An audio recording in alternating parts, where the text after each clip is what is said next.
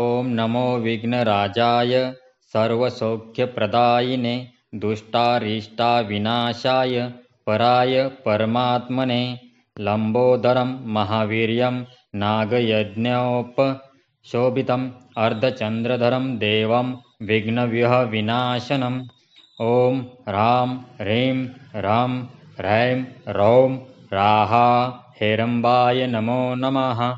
सर्वसिद्धिप्रदोषि त्वं सिद्धिबुद्धिप्रदो भव। चिन्तितार्थप्रदस्त्वं ह्रीं सततं मोदकप्रियाः सिन्दूरानूनवस्त्रैश्च पूजितो वरदायकाः। इदं गणपतिस्तोत्रं यः पठेद् भक्तिमान् नरः तस्य देहञ्च गेहं च स्वयं लक्ष्मीर्मुच्यते। ॐ श्री गणेश लक्ष्मी स्तोत्र संपूर्णम्।